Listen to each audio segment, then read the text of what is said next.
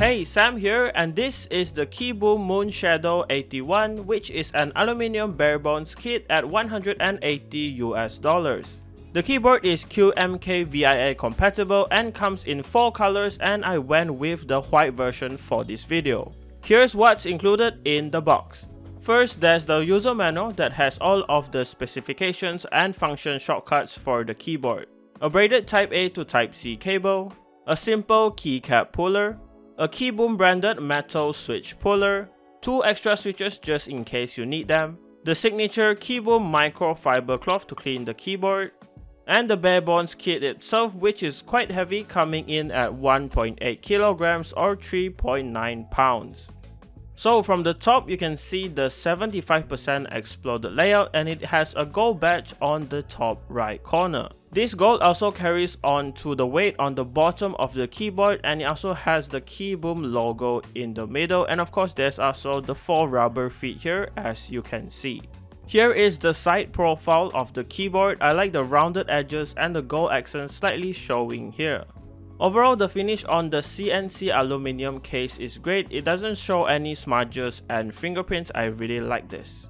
But one small thing I dislike is the graphics at the indicator lights. I think it makes the keyboard look and feel a little bit cheap. As for the Type-C port, it is located here in the middle in between these 2 rectangle pieces. So you might be wondering, what are these 2 pieces for? Well, these are the clips holding the case together, and they just slide off to the side and come off the keyboard. Once these 2 pieces have been removed, the top case can slide to the front and come out just like that. This is my first time seeing this method being implemented, and I think it's pretty awesome that you don't need any screws to hold the case together. But there are 6 screws holding the plate and PCB together. You don't really have to remove these if you plan on getting the keyboard, but I'm just disassembling everything for the video.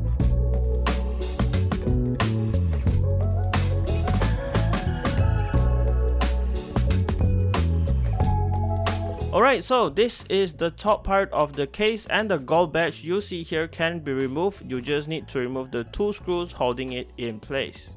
This is great because you get the option to choose the badge, or if you want to add another key to the keyboard, as the PCB does have another switch slot available here. The bottom case is pretty simple. It just has the screws here holding the KiiBOOM weight and these rubber pieces on the side that act as the force brake mod. The plate that comes with the keyboard is polycarbonate, so it's really flexible as you can see, and it already has the silicone gaskets glued to the sides. The PCB has a south-facing layout and it's 5-pin hot swap. There's also a thick piece of silicone sound dampener included. That's why it looks like this, and this really helps to dampen a lot of the typing sound. Besides that, there's also pre-loop screw-in stabilizers included here in this matcha colorway. They feel pretty good out of the box, so I won't be modding them or changing them out for the build. Here is the back of the PCB. It does look pretty cool, and you can see the Type-C port here in the middle and the Cal hot swap sockets as well. For the foam, there's a piece of pre-cut Poron foam for the case, and it just goes in like this. It just sits at the bottom. So that was everything included. I love how easy it is to open up with that screwless case design, and as for the mods, I think the plate silicone and the Poron case foam is more than enough to help this keyboard sound good. Alright, time to build my MoonShadow 81. Starting off with the switches, I will be using the KiiBOOM Jacaranda linear switches. There is 35 pieces in a box, and I love the premium packaging it comes in. The whole switch is in this purple colorway, and it has an actuation force of 45 grams. Inside, it has a 2-stage spring and has factory loop as well, so it's quite smooth out of the box.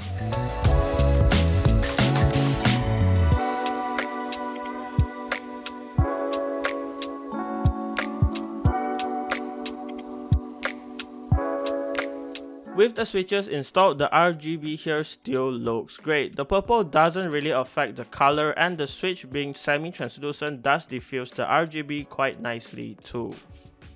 For the keycaps, I wanted to match the white of the keyboard, so I found this set of PBT Cherry Profile keycaps. I'm not really sure about the name because I just found this on Facebook Marketplace, but it has purple legends and Korean sub-legends. This keycap set also comes with around 130 pieces, so it's way more than enough for my keyboard. I just like how it looks, to be honest, and the thickness of the PBT and the die sub printing looks decent for me as well. Not only that, I will also be adding this small plant keycap that I got from my girlfriend because I think it's gonna fit perfectly here.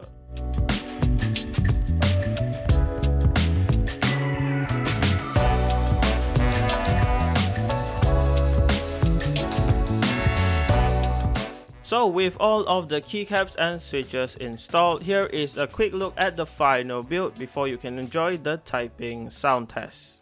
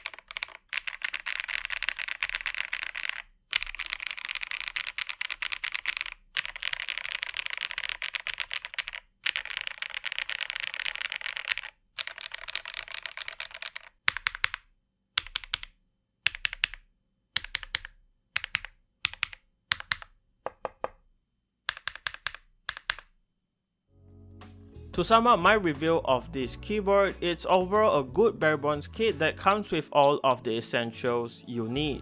So you just need to get your own switches and keycaps, and that's basically it.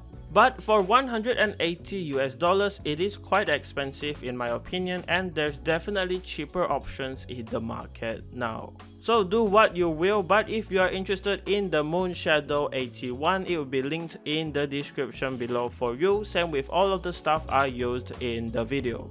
And that does it for this video. Thanks to KiiBOOM for sending over this keyboard kit, and thank you for watching. Leave a like on this video if you liked it, dislike this video if you didn't, and remember to subscribe if you like keyboard content. Even more like this coming very soon. See you in the next one.